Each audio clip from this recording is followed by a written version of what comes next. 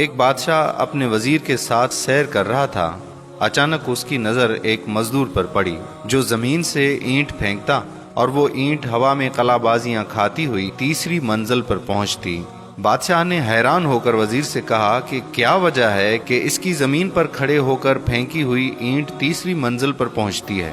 کیا یہ اتنا طاقتور ہے؟ وزیر نے بادشاہ سے عرض کیا کہ حضور، اس میں طاقت کے ساتھ ساتھ ایک اور عمل کار فرما ہے، اگر جان کی امان پاؤں تو عرض کروں؟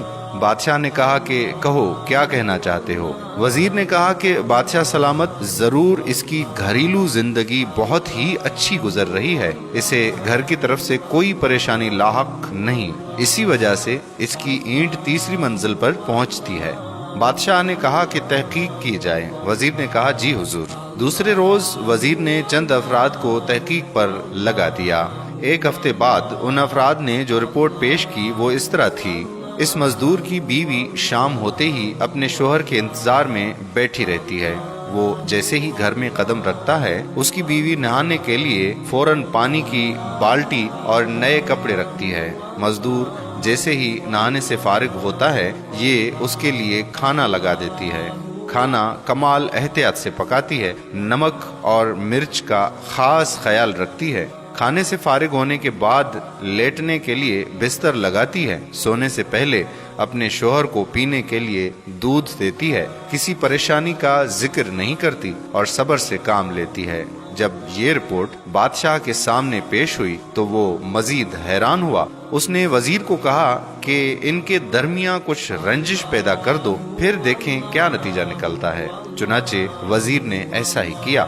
وزیر نے کسی طریقے سے اس کی بیوی کے کانوں میں یہ خبر پہنچا دی کہ تمہارے شوہر کے چند دوسری عورتوں سے ناجائز تعلقات ہیں۔ بس پھر کیا تھا؟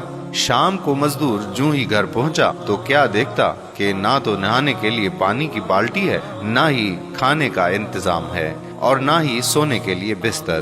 اس نے بیوی سے وجہ پوچھی تو وہ لڑنے کو دوڑی۔ مزدور نے بہت صفائی پیش کی، لیکن بیوی تھی کہ میں نہ مانوں۔ غرض چند دن یہ قصہ یوں ہی چلتا رہا۔ ایک دن وزیر نے بادشاہ کو کہا کہ بادشاہ سلامت، ہم سیر پر چلتے ہیں اور اس مزدور کی حالت دیکھتے ہیں۔